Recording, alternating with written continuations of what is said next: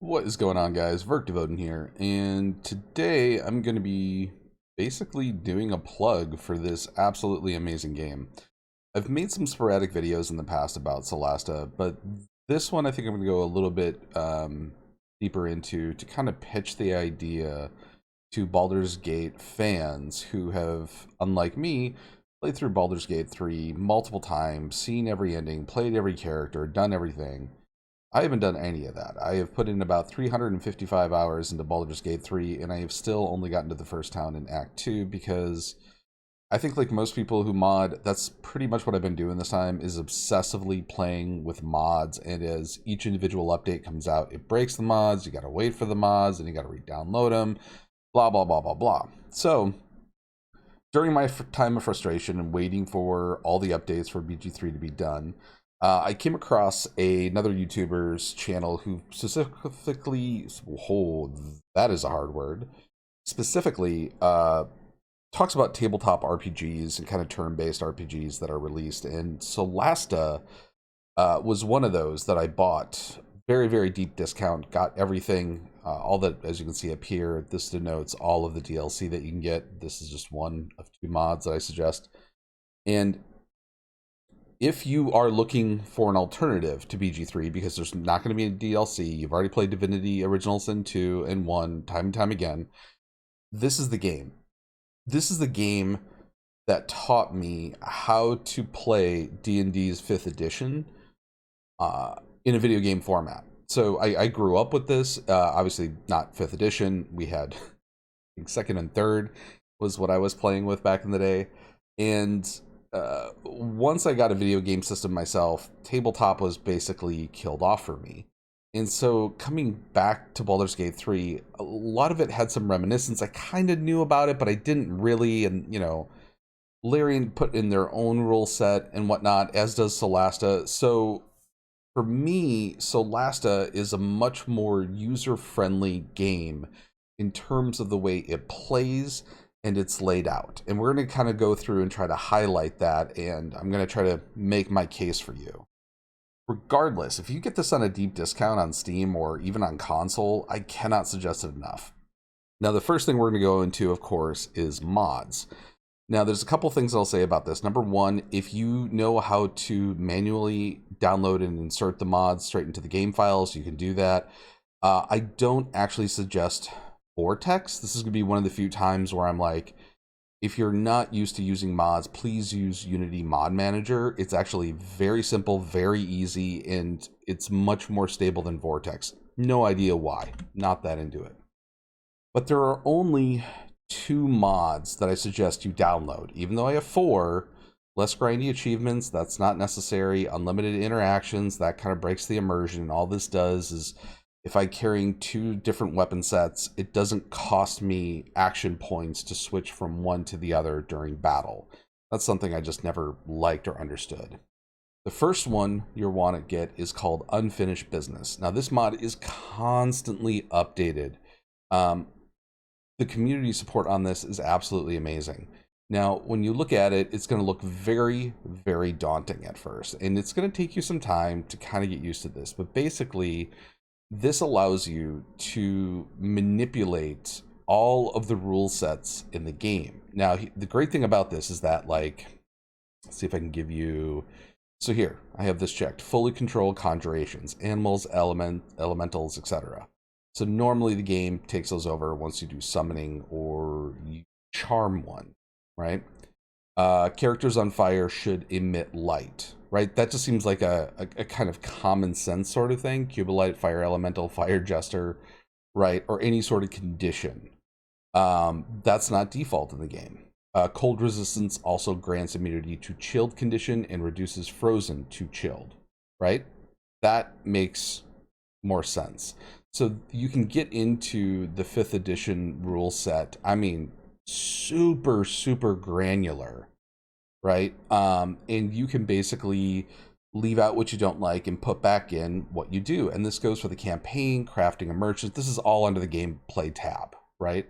It's just unbelievably ridiculous. There is no facet of this game you cannot change. Now, With that said, there's a couple of things I'm going to tell you right off the bat because I believe they're the most important. Okay, so number one, this doesn't read very well because under settings you have to do the window width and everything, and I just haven't figured that out yet. But the party size, just like D&D 5th edition, is locked to 4. Do not bring it up to 5 like I have in the very beginning.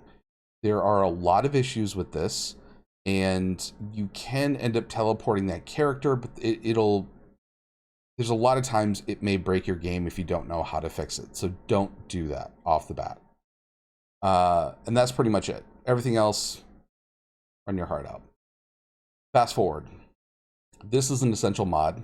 You can keybind it to anything you want to. The multiplier can be anything you want to. I do 5.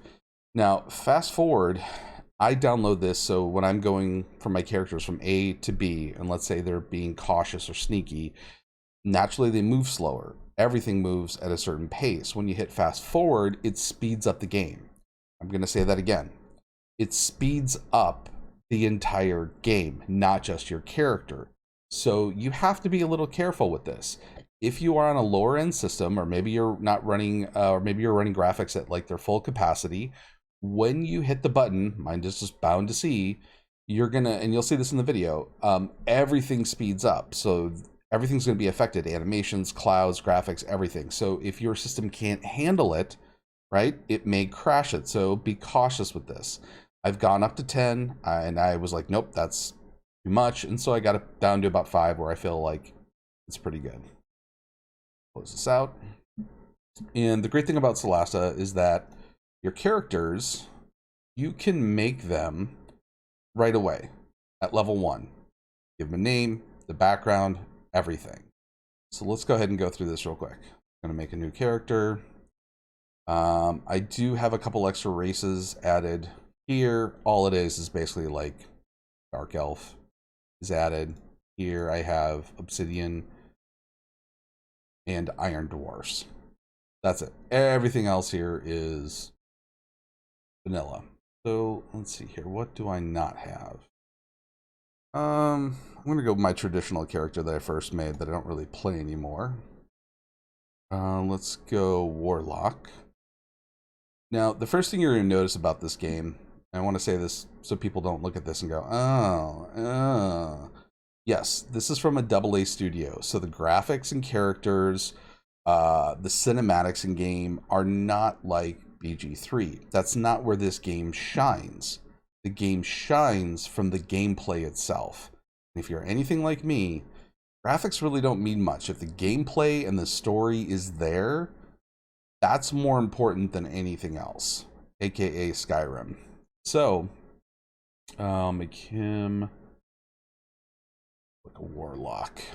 That just looks cool. And then from here, you know, you can see like, you know, warlock.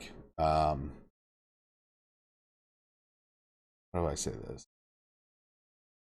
These were added in the DLC. So you kind of, yeah. Anyway, I'm not going to go into that. Just get all the DLC. When you buy this game, get it on discount. Get it with everything.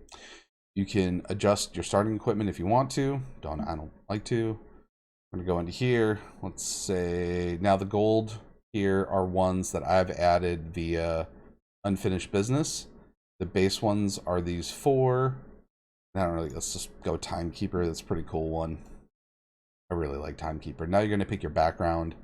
The backgrounds here are all from the vanilla game, but the ones with I are specifically for the DLCs. So you can pick a cultist, which I'm going to, artist, aesthetic,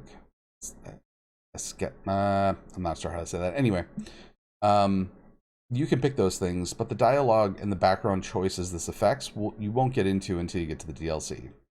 So I'm going to go cynicism and violence, altruism, and I do like violence though. Let's switch that to violence. Violence and violence. All right. Now, when you're rolling the dice here, this is something you can do this basically infinitely until you get your perfect layout. Here's the thing. It's not necessary. I've actually tried to limit myself in how many times that I'm looking for this. So this would be something that I would go for right here. So he's a warlock, so we got charisma, we got constitution, dexterity, wisdom, because I like to resist charm. I'm not a total idiot, but I am a bit of a weakling here. And what you can then do is go ahead and add 3 bonuses. I'm actually going to put this on wisdom. Go to the next screen. Now you get to pick your class skills. Wow. For a warlock is terrible. I tried to build the ones back up. And the thing that I like about this, if you look on the screen here, is little pop-up tutorials. This is another aspect I really, really like about this game. If you are completely unfamiliar with D&D 5th edition rule set, which is a lot, even though it's streamlined, it's still a lot. This kind of gives you an overall idea of why you would need these things for this specific character. Now, this being role-playing, you're not going to have a character that is good in everything, right? Here, as I say that, those looking at this, if you've gotten the game, you're like, wait a minute, that's a lot more. Yes, I have added through unfinished business so many feats in the game, and basically this is one thing I like. I don't modify these when I level up. So what I do is I just give myself a bunch of bonus feats. So like one, I would be like tough, that I get for everybody. Now we get to pick our background languages. Now all these languages come into play, but again, the ones noted with an I are for the DLCs. So this one even tells you that this doesn't even come into play until the Lost Valley DLC, Infernal, which is inherent. This has nothing to do with the main campaign, but some other stuff, halfling, blah, blah, blah, blah, blah. So we'll go Old Temerian. All right, now we've gotten everything here. We're going to go next. Now we're going to pick our spells. Now under here as well, I've expanded the spell list because I just like having more options as a spellcaster. So a lot of these you may not see if you're not using unfinished business. But I'm going to go with kind of the traditional ones. So we got Eldritch Blast. We'll go Illuminating Sphere because light plays a pretty big part in this game. Malediction, Magic Missile, kind of 2 basic ones. The big one for Warlock, especially for Time Warlock, that I really like. Use Malediction to target a character and then hit him with Eldritch Blast. Trust me, it's awesome. I love the Warlocks in this game. Oh, and now my mouse is getting all crazy on me. As you can see here, the graphics are, yeah, they're not great. They look like, 2010, but a little bit better. That is okay. Trust me. Oh, my mouse is freaking out on me. What did I do? What did I do? I don't know what causes that. So anyway, let's go ahead and we're gonna get rid of his hair because tieflings are so hot. They don't need hair. Burns up in the 9 hells. Go. Ooh. I've never had a tiefling have a beard. That's actually kind of... Huh. Let's see if I can pick a color that looks good on him. I know, the hair too. Everything graphically when it comes to the character models, it looks outdated, but again, that's... Trust me, you're not looking at the characters in a cinematic way like you do in BG3.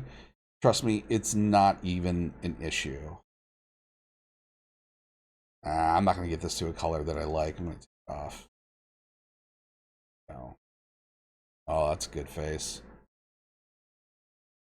Nice demon face. So eye color. These are also options that I open up in unfinished business. Oh, damn, that looks good. Just like that. Oh, but there's a face paint that I really like. I'm gonna see if I can back out of this and then back into the game. No, it's still, like, even if I tab out, oh, it's still crazy. I'm gonna get rid of my tail. God damn it. Get rid of my tail. Let's just...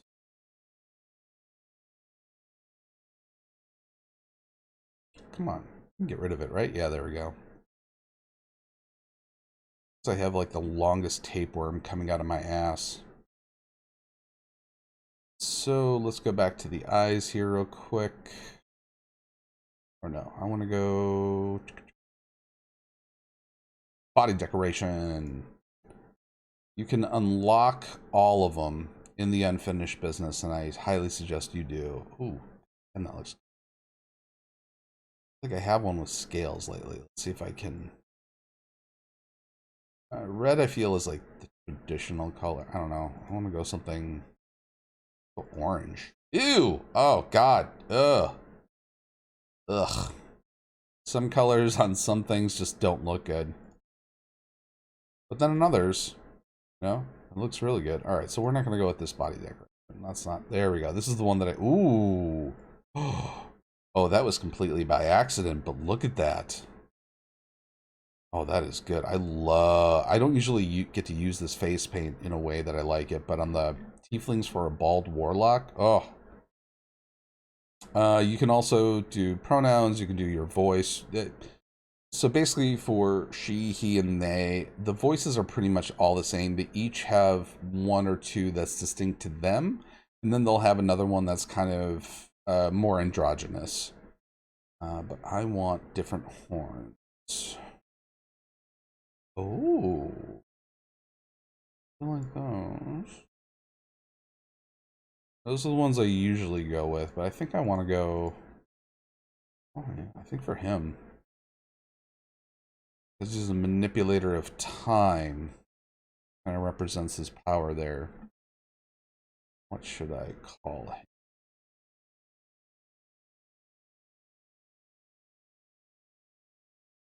Barabbas. And there you go. Now when I go into my characters, there's Barabbas. When you go new adventure, right? You get to pick which characters. And the cool thing is, you get to pick any of them you want. Now, some campaigns, so you know, these are the ones with the altered faces here, level 10. You can't start the main campaign with level 10 characters. And there's certain campaigns in DLC that you have to start at a higher level. Don't worry about that right now. Okay, so basically you can start a character over and over, and you don't have to remake them constantly. So now they are saved under the character, and you can use them as much as you want. Now, if you're playing in true 5th edition D&D style, and you're not going to have auto revives, you may want to have a good pool. You can pick your difficulty. You can go into Iron Man mode. I don't suggest that. Skip intro. I don't suggest that on your first time playing through, just because it gives you, you know, the basic mechanics of movement and the environment and yada yada yada. But I always do custom, so I'm not too worried about that. We're going to go into... I'm just going to continue my game. Where you want? Yep. Leave this setup. I'm going to boot it up. I'm going to get the music back on, so you're not just listening to my monotonous voice droning on. Thought I hit it, maybe I didn't. Music is really good in this game too. So here is my current playthrough. I'm in the very beginning. I did level these guys up to level 4 just so I don't have to struggle too much in the combat. But yeah, let's go ahead and show you guys.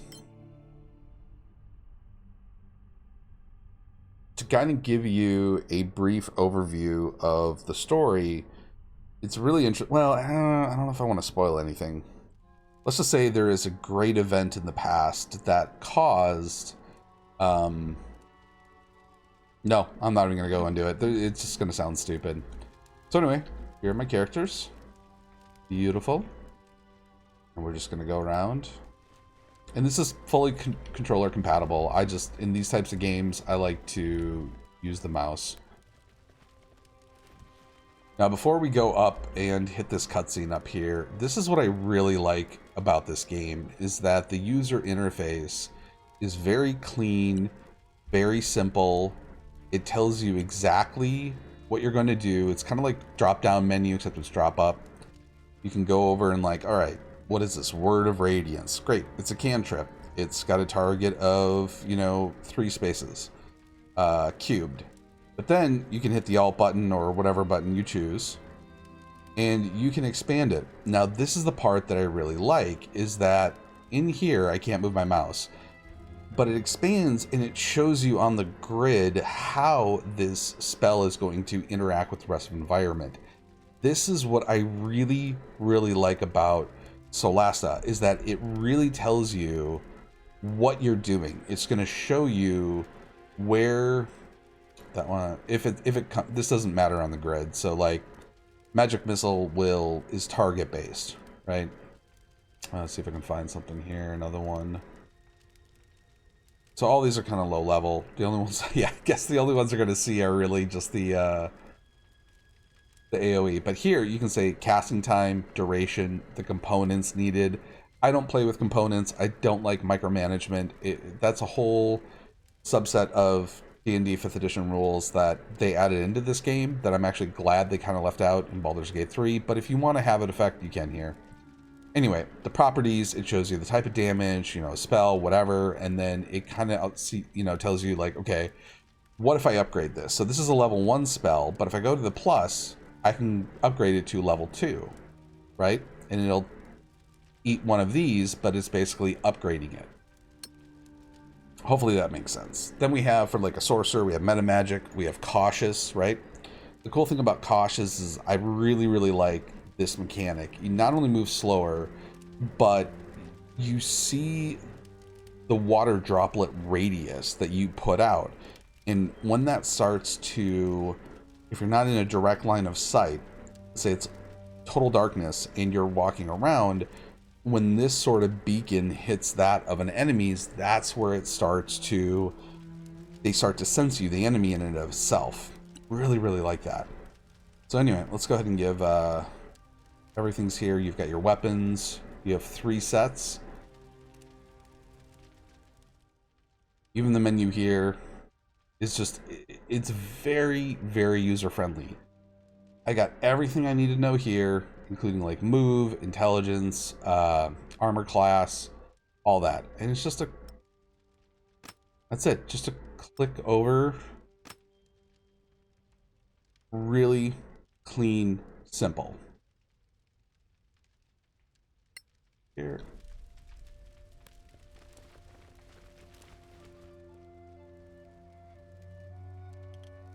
I have a bad feeling about this. There's no one here. Not even corpses. Look, that tower. That's insane. Amazing. Classic Tamaran architecture. I read about that, It just ended up here after the cataclysm. Incredible. Anyway, we have a mission. Let's check the fortifications.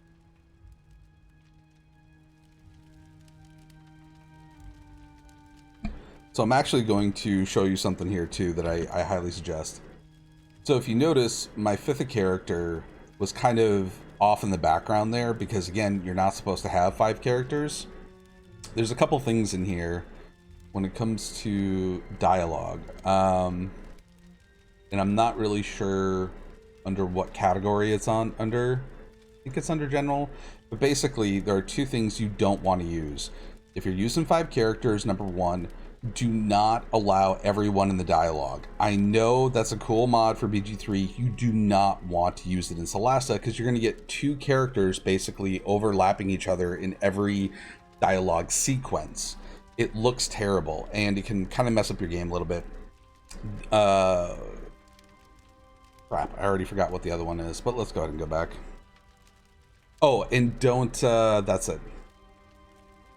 Don't have the person with the greatest stats be the choice for the dialogue that you're going into, because the same thing will happen. So I like to zoom out a little bit. So the characters don't move that slow, and you don't always want to have the speediness of it. There's definitely been fighting here. No one here to greet us. How rude. I was hoping for drinks at least. This is no time for jokes. Right. Whoever did this could still be around, and we don't want them hearing us. We should look for survivors. 50 people can't just vanish. What the heck was that? Someone's hiding inside the tower. It's a trap. The goblins killed everyone, and now it's our turn. Or they're the survivors, and they're being cautious. We need to get up to that door. If they slaughtered the garrison, they'll pay. Back off! No closer! Who's there? We're not letting you in! And we're not coming out! Is Captain Henrik there? We need to talk to him. Don't you dare speak his name, you filthy bastard! Don't talk to them! They'll cast a spell on you! Don't touch me! Clearly, this distressing experience has affected their reason. Let's get to the door. Maybe if they can see us up close, we can show them our council badges.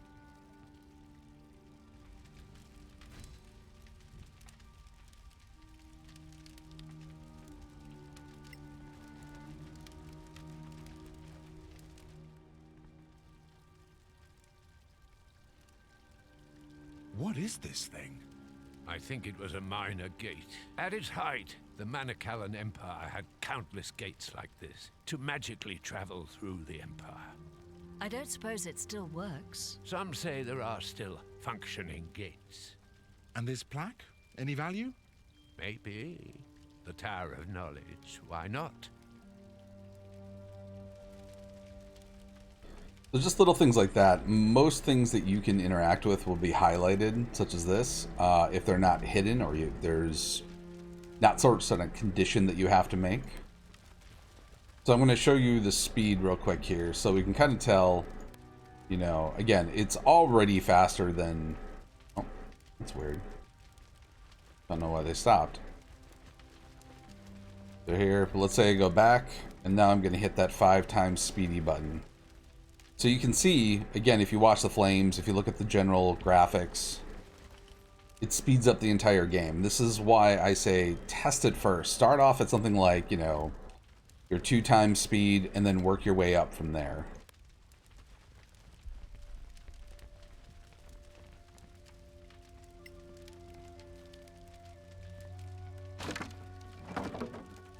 And I gotta tell you, sorry, I know I'm kind of going on here, but the dice rolling in this game, oh my god, it's like splooshing every battle. It's, oh, I love it so much. It just brings that feel of a tabletop game, like, in the best way possible to a video game. No other game that I've played gives me that sort of tingle in my plums. If I can... How far can I get? Oh, there we go. Oh, oh. Yeah, baby. Yeah. Alright, tank. So, in the battle, you can see we've got more options now. But again, I really love how the tutorial tips and everything is just, it's awesome. I love the grid aspect. If you played XCOM 2 or XCOM, the grid I think is actually really, really helpful in terms of understanding where you can and cannot move to. And you also get the bonus of like environmental cover as well, which you don't get. Let's go something cool. Go 1, 2. Can I hit him? 3. Whoops. Well, that didn't work.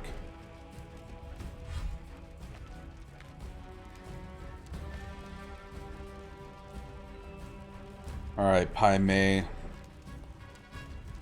He's gonna have to use his bow.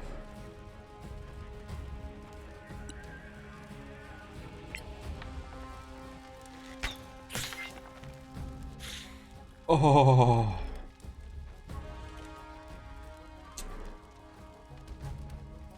No, let's go ahead and...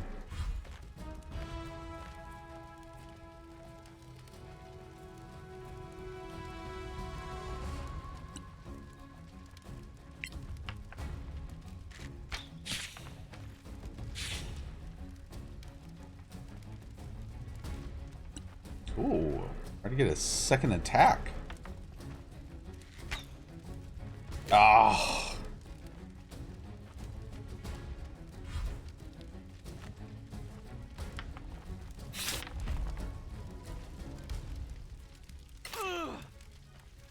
Clipae!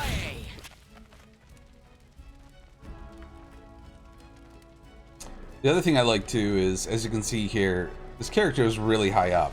So I'm not going to be able to hit them here, and it tells you exactly where they are vertically on the grid, which again is just, oh, it's so good. All right, I'm going to take this axe and try throwing it.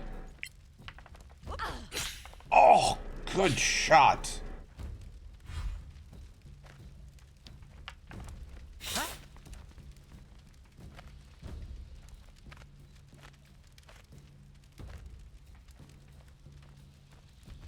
Let's see here, Mr. Sorcerer. Let's use our Quicken spell. And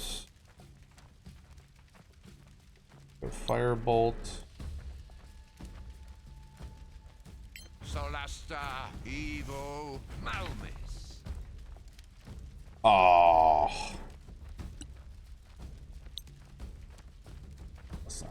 We're not gonna go twin this time. Solasta, Evo, Malmis.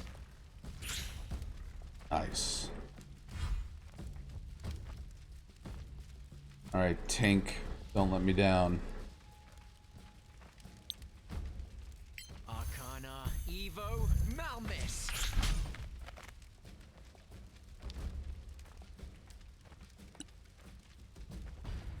Come on, come on, come on, come on.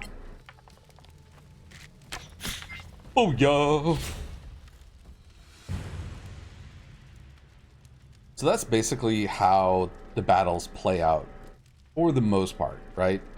One thing I want to show you here is the really cool thing about this game, and I truly say this, is that the ability to manipulate how your dice looks is inherent in the game. You don't have to download anything else.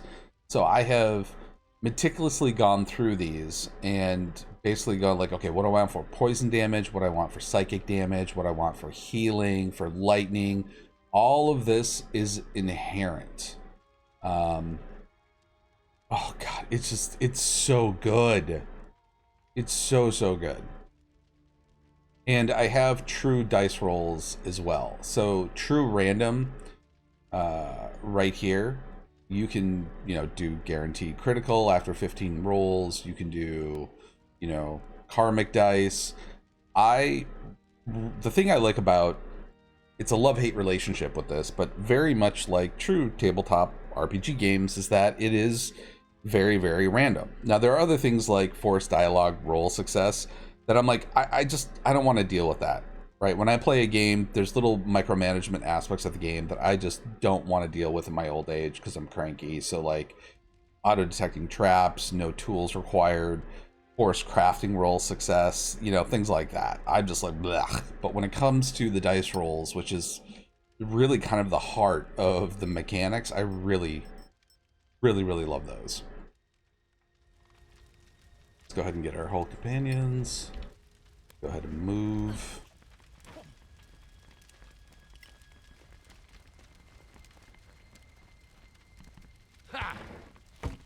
And you're going to notice that too. So you're going to see my 5th character, because again, the game isn't designed for 5 characters, kind of lag behind, or you get like weird errors.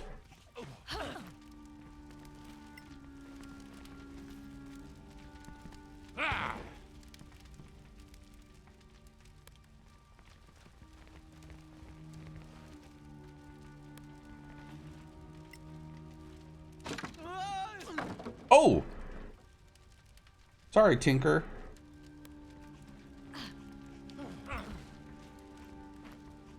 Now he's gotta go back all the way around.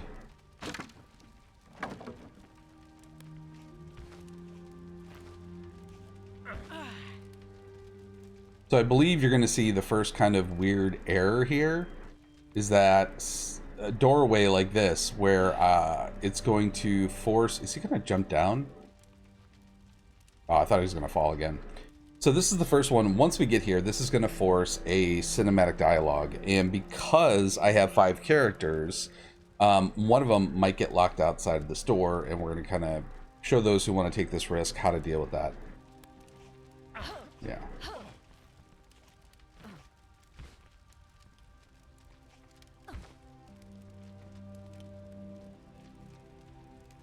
Oh, no. It actually won't do the dialogue until I get all 5 characters. There we go. They're here. You damn Sorax. Sorax? Did they say Sorax? Oh, they spotted it. We're shapeshifters from another world. Guess we'll have to go home now. You bastards took the captain, but you won't take us. Don't talk to them.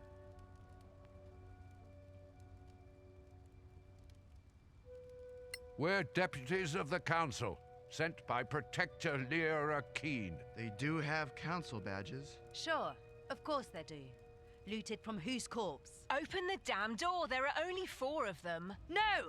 I said no!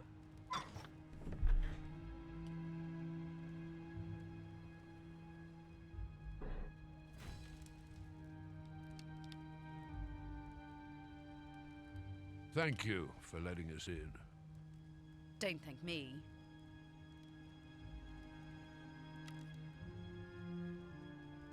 So you really believe you were attacked by Sorax? Man-sized lizards who speak? Oh yeah, they're real. But we found no corpses, nothing. We know. They took all the bodies. Ours and theirs. So no one can prove they exist. No proof. That's kind of awkward. You won't laugh when they come back. We got here without trouble. Then they let you in. And now you're trapped with us. Why would they do that? How should I know? They're Sorax. Are you in charge here? Lieutenant Beryl Stonebeard. Second in command. After Captain Henrik. Might we have a little chat with your comrades in arms? As long as you don't try anything clever. We're good. So you notice in the dialogue, like, typically in the cinematic ones like that are story-based, you're not going to see the 5th character, and now my 5th character is stuck outside the store that I cannot open. I don't think I can even... Yeah, no. So if I try to bring them in, it's going to say that no path to destination. Now, for those that trying this, that want to play this, you can actually...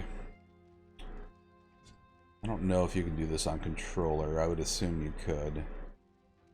But... where is it? So, teleport party or rejoin party. I have it bound to T.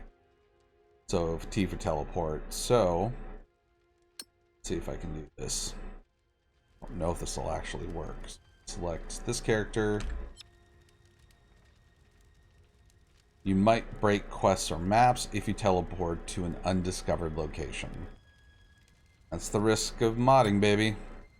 Oh no! I did the wrong one. Oh, you have to click the party that's inside the area. You gotta. Oh crap! And I think it just broke my game.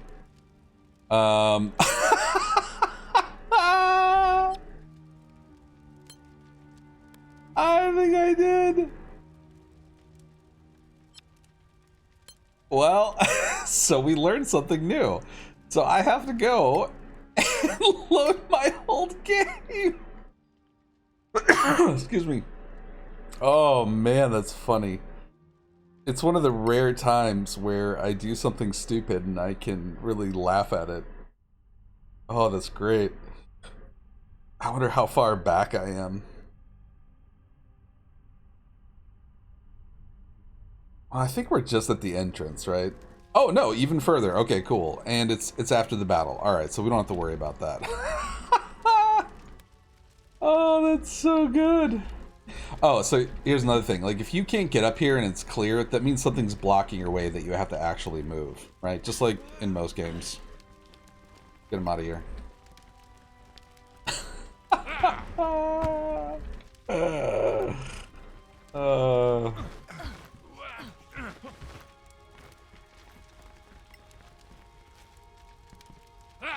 Now, when that happens too, you don't need to bring the 5th character in. Most of the time, you can do whatever you want to do without them, and it's not a big deal. Oh, oh, Tinkers. You idiot.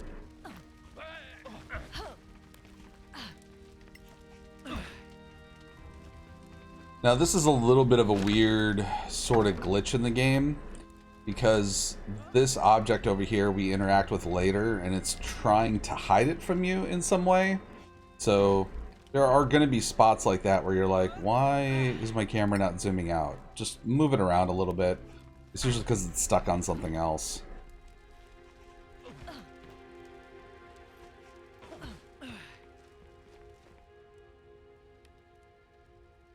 Here's another great thing about the game. Where deputy... They do have council badges. Ta-da! Are you in charge here? So you really Sorax. No proof. No proof? Might we have a little chat? Okay. So, just for experimentation, because when you hit T to teleport again,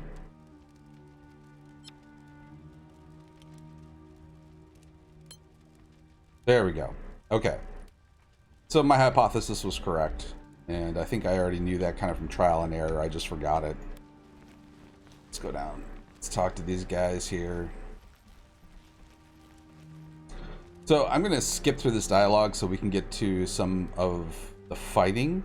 So bear with me here. I'm going to kind of speed through it. So you believe what you say? It's like a little mini investigation. He did not like talking to me. Let's go talk to her.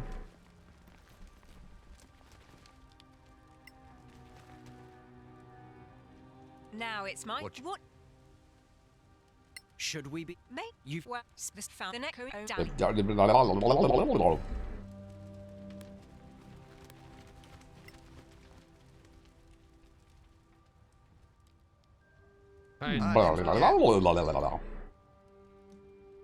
What do you think? This How So what do you?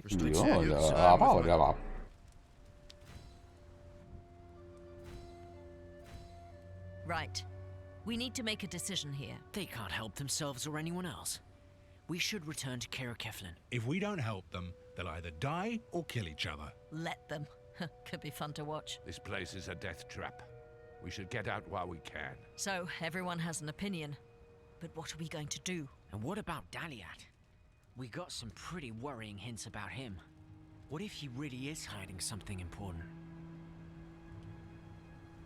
If he's a traitor, we can't look the other way. Yeah, maybe we could. For the right price.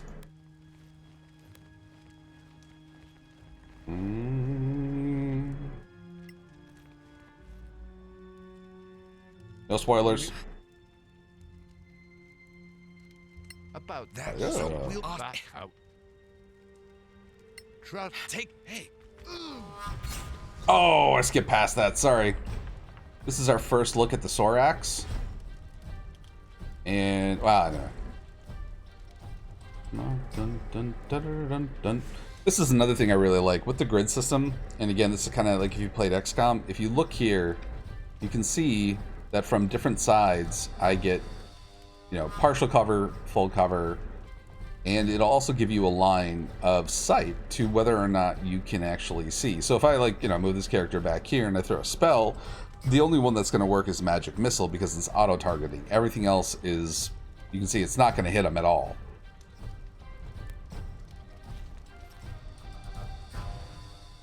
All right, so we can do a couple different things. One of the things, again, this is kind of like traditional, is you can ready up.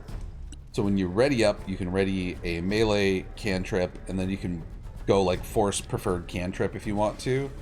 So I'm going to say Eldritch Blast. It's going to be my preferred.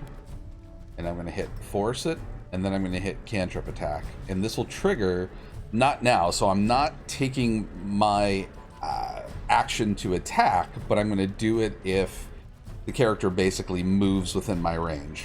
So kind of show you what that looks like. Arcana, Evo, Malmis. Just like that. Oh! I gotta tell you, the first time I saw that, I like freaked out. I was like, what? I literally, that's exactly what I sounded like too. What?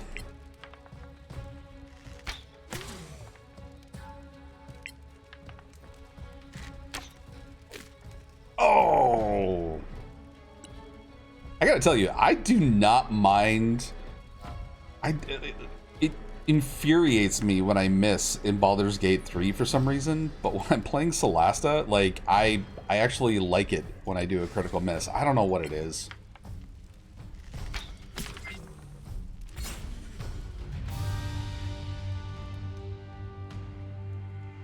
Crowbar, no! I'm sorry. You. This is all your fault. Don't you think it's time to stop bickering? Soldiers die. You should know that. Don't be fooled. The Soraks are responsible, and many others will fall if we don't report to the council. You people, just leave me alone. He came from here. Look, What's this? A secret passage? from Imperial times. That was just a scout. More will be coming. They're here. They're coming back. Outside. We need to go. Take your stuff into the secret passage before it's too late.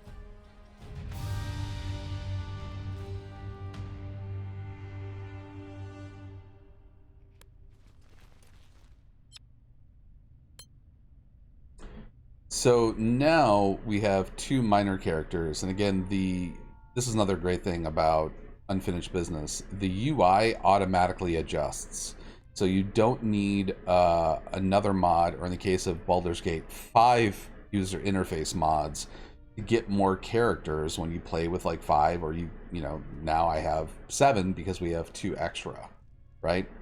And the conditions you can see here, you can open them up, kind of figure out how you're doing. The conditions of it itself, these two need to survive, so I have to get through here without them dying. But yeah, it's, again, one more thing, that part of the game that really stands out, that from a AA studio, that they were able to put in inherently in the game. It's really, really nice. We're all gonna die. Well, yeah, eventually.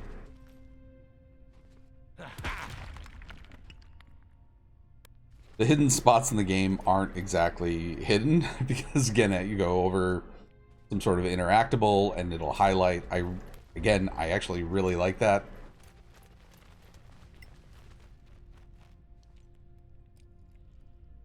This one didn't die yesterday. What's this outfit? Timarian. Who wants to open this? You never know. There might be a fortune in there.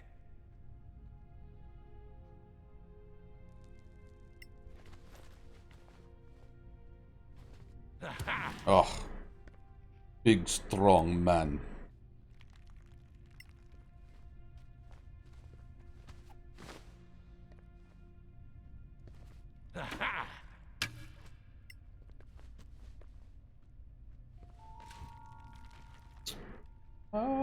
Yeah, I'll take it all. That's what she said.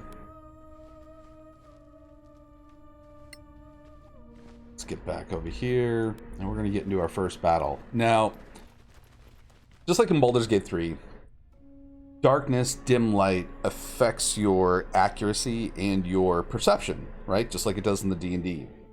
Something I highly suggest is, in Unfinished Business, to go under the rules and to actually click on all of these. So use lighting, obscurement, and vision combat rules. So these are very, very specific to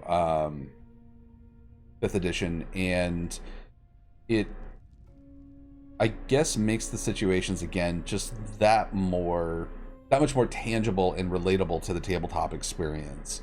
Some people don't like that. I get it. I'm not going to argue with anyone on this, but I'm a huge fan of it. It also allows me to have reason to utilize these light spells, and this will come more into play here in the next couple of battles, which you'll see.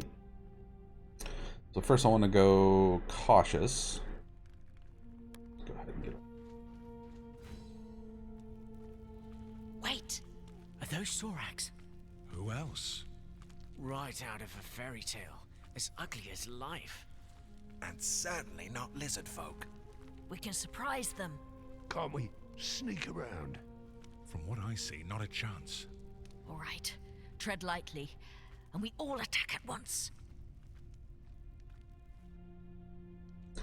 Now, while the dialogue is... I know that for any game like this, there's going to be a lot of exposition, right? And the dialogue is very, I would say, basic compared to like a AAA game like Baldur's Gate, right? Nothing's on the same level as Baldur's Gate 3 right now, especially well, probably in games in general right now.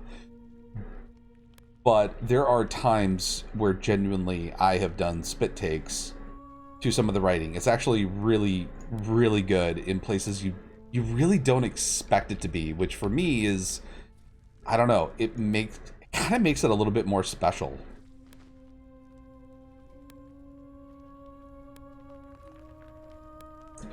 Oh, Tinker Bear, I'm gonna put you up here, Tinker. So we've got 1, 2, 3, 4. Like the scale of the battles too. There's usually a lot of variability in the verticality and just the way the maps are. It's really well, how do I want to say this? Every battle feels unique because they've really taken the time to think about this. These two, I'm going to stick with archers, so I'm going to come over here. Who do I have left? My archer.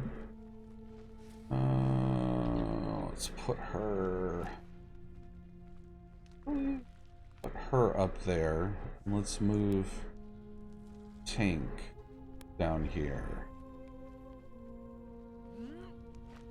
Ooh, good athletics.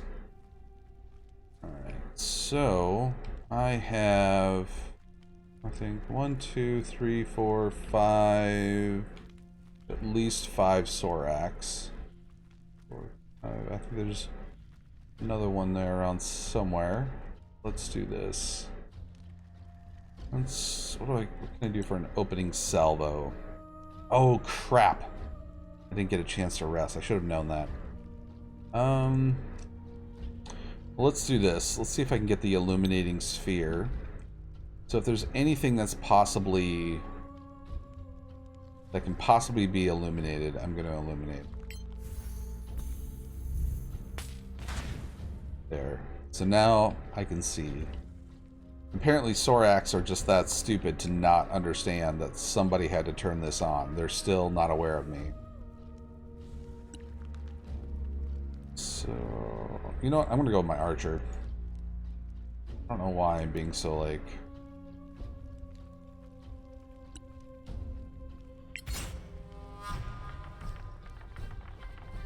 Oh.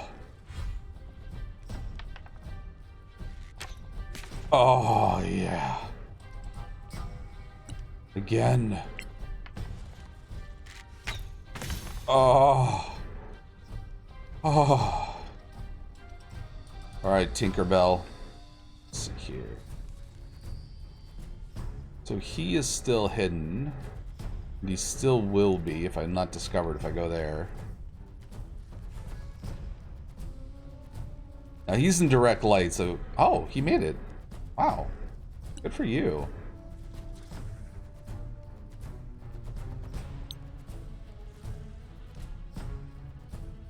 You cannot see this target. What? What do you mean I can't see him? thought you said if I move there. Oh, no, it's this one. Alright.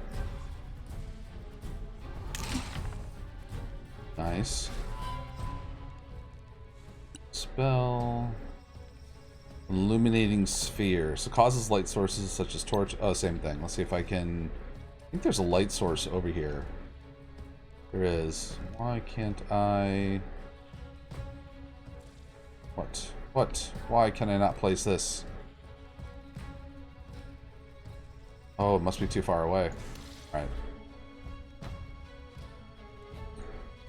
Milady? Let's rage.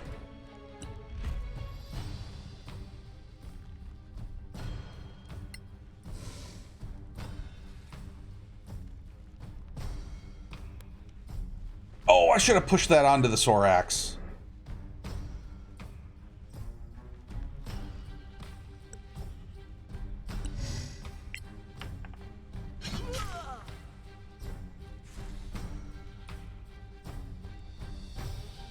Alright, Pai Mei. Let's show them what you got.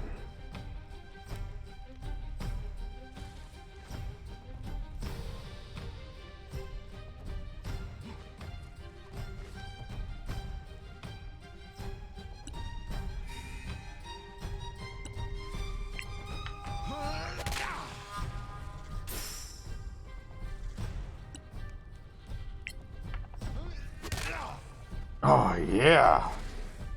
I'm right in the gonads. Oh, you are no Jean-Claude Van Damme.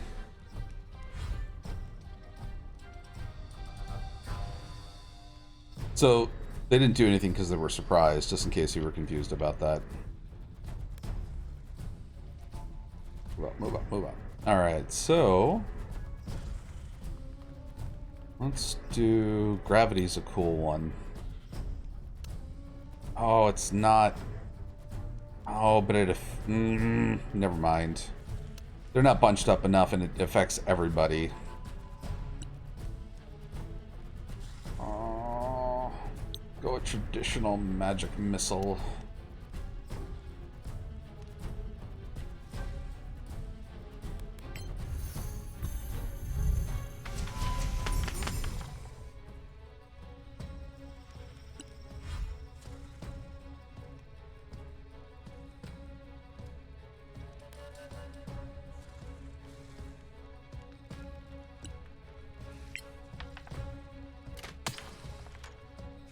Weak.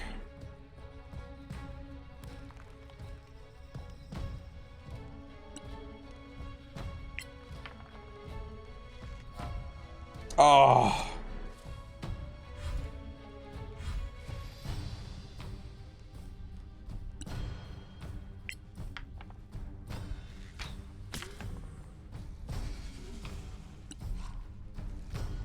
I didn't get a second shot. Maybe I only get that once.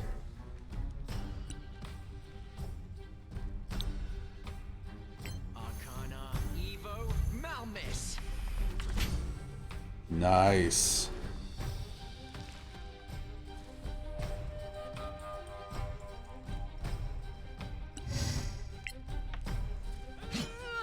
Oh.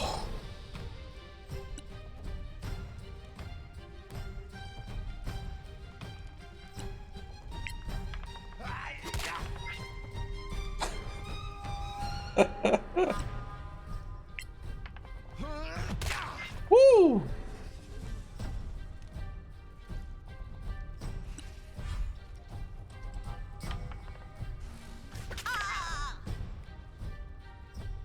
What the hell is a dim Mac? Death touch.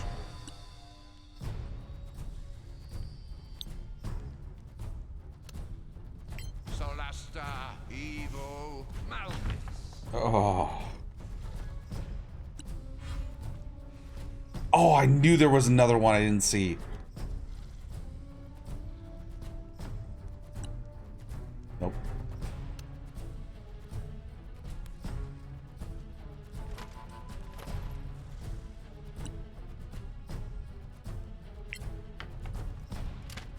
Oh, crap.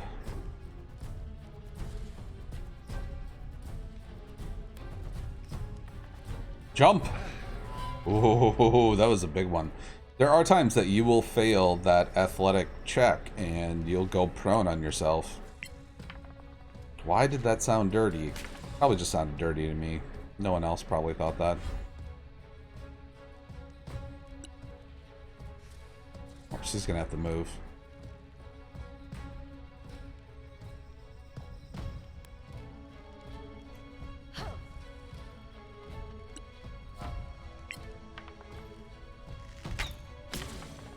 Nice.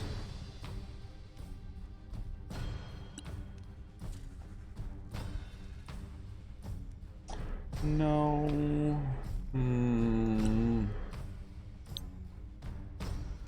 Arcana, Evo, Malmis. Nice.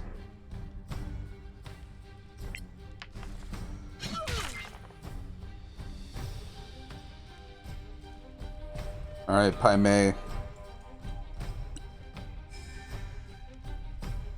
Let's go. Let me see that crane technique.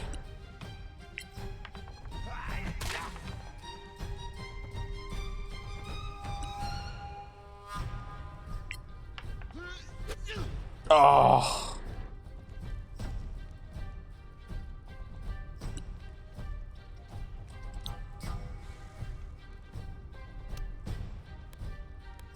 Solasta, Evo, Malmis. Wow, I like missed half of those.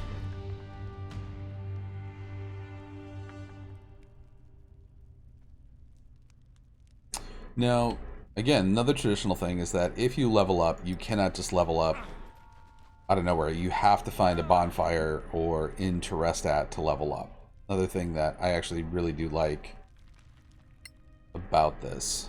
So we're going to take a long rest since we're here. Got a little ways to go.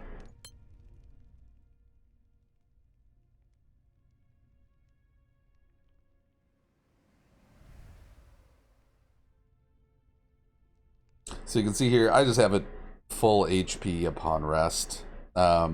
These would be the dice rolls basically to roll if I didn't have that enabled.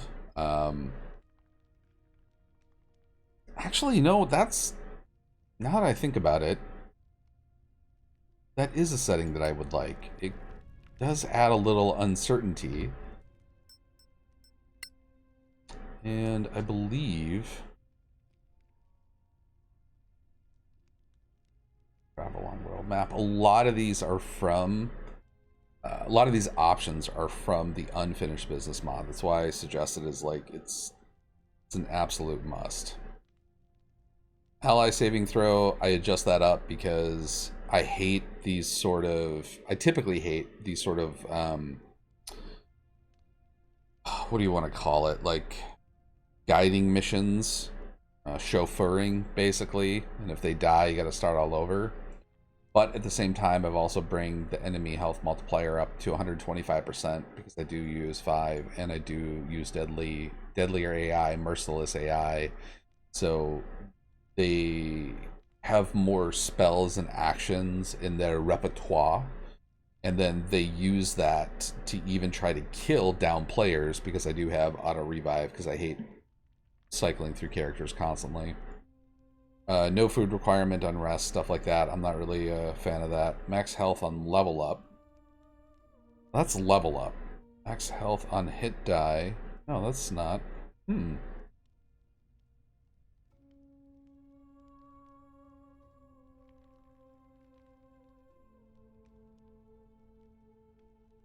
Oh, maybe that's not something I actually can adjust. I thought it was. Maybe it's just on level up.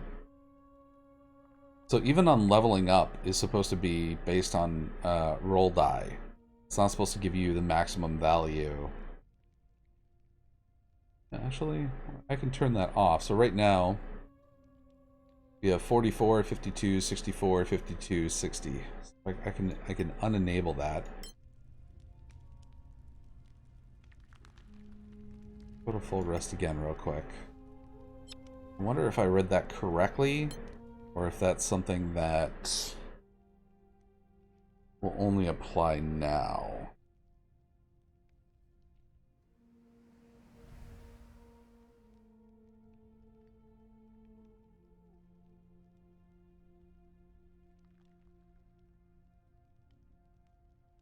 Oh, it is that option. Yeah, so 38, 43. So this is what they would have rolled if I had not turned that option on. So you can see it's a little bit less than normal, and I think I'll keep that off. But we are hitting just over an hour on this, so I'm going to go ahead and save. And I'm going to cut it short here. But hopefully that gives you kind of an idea and some motivation to buy this game. Again, I absolutely think that this game is worth full price for all of its DLC and the full game. But if you are like me and, you know, you're kind of strapped for cash at this time, wait for it to go on discount. We've got, you know, Black Friday coming up. We've got the holidays coming up, the New Year and midwinter on Steam. All this, we're going to have about like 4 or 5 sales, one right after another. So I cannot suggest this game enough, especially for those, you know, that have played through Baldur's Gate 3 4 or 5 times and they're looking for something similar. And there's a lot of choices out there, but I honestly believe this is not only the best choice from a gameplay standpoint, it's the most true, I don't know, I guess truest in sense of converting a tabletop RPG to a video game format. So anyways, hope you liked it, and I'll see you soon.